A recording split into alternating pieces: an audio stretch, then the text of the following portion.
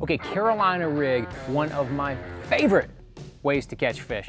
Old school, Carolina rig is old school. It's as old school as the Texas rig, but it takes a little bit more to tie a Carolina rig. And so, telling you people, don't be lazy and deny the Carolina rig, because it's one of my favorite ways to catch them. I'm gonna show you exactly how easy it is to tie Carolina rig. Look, I've already got one tied on, which I keep a Carolina rig tied on most of the year.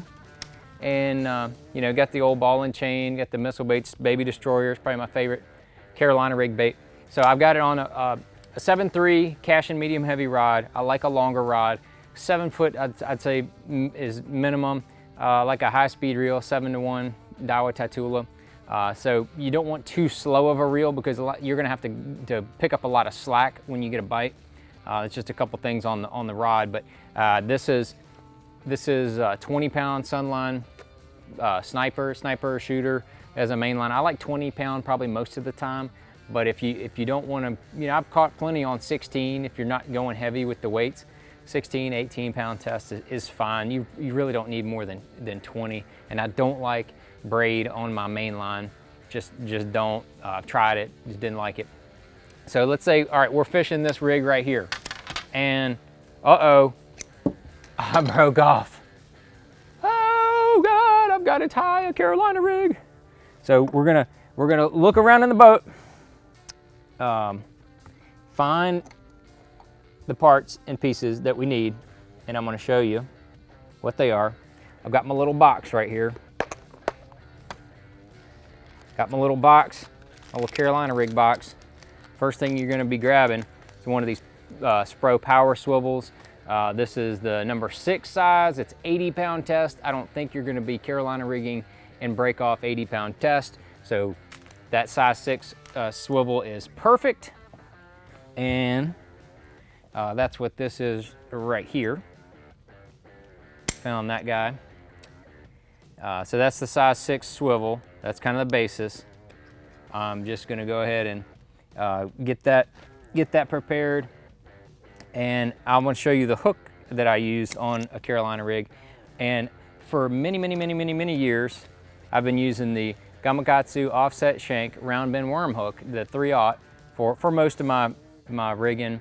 And I've caught, I don't know, upwards of a gazillion fish on this hook. It is a perfect Carolina rig hook. I love it. EWG style hook works just fine. That'd be the only other one I would recommend, except for the new G-Finesse hybrid worm hook. That hook is off the chain. This is the one McClellan kind of put together. It's got a little different material. It is amazing for Carolina rigs. I used to Texas rigs and stuff too, but anything that you're casting a distance, that hybrid worm hook is really good. So I'm gonna get that 3/0 hybrid worm hook. That's what I've got right here. And then I'm gonna have my swivel. In addition to the swivel, I'm gonna have a weight. I like the long cylindrical weights like this. This is more of a 3/8 type size. And the one I had on there is a 3/4. My recommendation on the weight is put as heavy as you can get away with on your rod. That's what, on the rig, that's what I would do, heavy as you can. Sometimes you can only get away with, you know, a 1/4 ounce. But one other little trick is if it's, let's say you're in some really rocky areas, but you're having a hard time keeping your bait in good contact with the bottom, put 2 smaller weights. Like you need 1/2 ounce to get down there. Take 2 1/4 ounce weights, put them together, and then they're not gonna get hung up near as much as 1 1/2 ounce weight. But you're gonna lose some of that pounding of the weight on the bottom, that boom, boom, boom, boom, boom, with that 1/2 ounce or 3/4 ounce weight. You're gonna lose some of that heavier pounding on the bottom, which I feel like draws a lot of the strikes for the Carolina rig. So that's just one little trick on the Carolinas. You can put 2 smaller weights. I'm not gonna do that right now. I'm just gonna go ahead and start with tying. Enough with talking, start with tying. I usually put the weight on first. Let's see, I'm gonna go back to about a 1/2 ounce. It's about a 1/2 ounce here. I'm gonna thread that dude on there. Go ahead and put that on my line. The next thing that I'm gonna put on is one of these little clackers. You don't have to have a clacker on there. I like the clacker because I like to clickety clack clack when my bait is on the bottom, because it's from North Cackalack. And then I'm going to put a faceted bead on.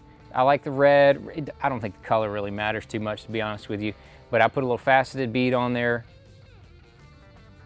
I don't know if they're plastic or glass. I don't like the plastic ones that are, you know, say they're plastic. I'd rather have a glass one on there.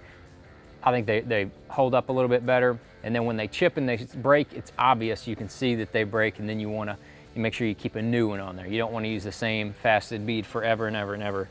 And then I'm going to go ahead and put my swivel on, and I'm going to tie a San Diego jam knot. Got plenty of videos on how to tie a San Diego jam from yours truly if you go to my YouTube page. So I'm just going to tie that San Diego jam real quick like fashions and clip off the excess. So now all I've got is the weight, the clacker, and the bead. The faceted bead protects the knot as that weight pounds on it. That's what the purpose of that is just to save on that. And then you're gonna come get your leader material. You can use anywhere from, I use 10 to 16 pound most of the time. 14 and 12 are probably what I use about 90% of the time. So we're just gonna tie 14 on. I'm not gonna go super long. I'm gonna go get about 2.5 foot section of that 14 pound fluorocarbon. Then I'm gonna go through the bottom side of the swivel right there. Go ahead and tie another San Diego jam on there. And yes, I'm tying it without even looking at it, pretty much. I'll look just a little bit, make sure I hit the loops right. And then once you tie that on, I'm gonna make sure it's the distance I want, whatever it is. I'll use anywhere from, there's times I'll use a little short leader, like a 1 foot leader, especially in dirty water, or if I'm fishing shallower water. I like about a 1.5 foot leader. There's a lot of times I'll fish, you know, about a 2 foot leader. If the water's real clear, you know, I'm fishing, you know, post spawn, summertime, I'll go to a 3 or even a 4 foot leader. Kind of like the warmer the water, the clearer the water, the longer the leader. There's no steadfast rule. You can try a long leader in dirty water. You can try a short leader in clear water. There's no steadfast rule for that. Some of that's just trial and error. And then I'm gonna go ahead and tie my hook on with that same San Diego jam. So in this setup, there's 3 San Diego jam knots that are gonna be a part of that. And now I'm gonna clip off my tag in, and it's that simple. There's my sea rig right there. I'm gonna grab another, you know, a little baby destroyer or whatever I like. If I'm using a small creature bait, honestly, this thing is just, I mean, it's deadly. It's really, really hard to beat. If I'm gonna be, the only other alternative is I may want a straight worm. I might put a, you know, quiver 4.5, something short, stubby, just a little snack size morsel, if you will, that doesn't have any action, doesn't have any kick.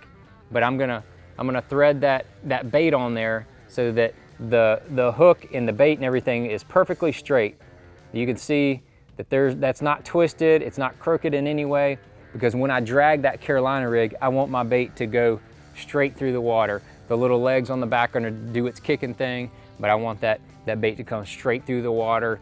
And then, you know, I'm just gonna drag it in short drags, but I can do a whole nother video on how to fish the Carolina rig later on. But you first, before you know how to fish it, you've got to know how to tie it up. And that's how you tie up the Carolina rig with all the parts and pieces that I have on there.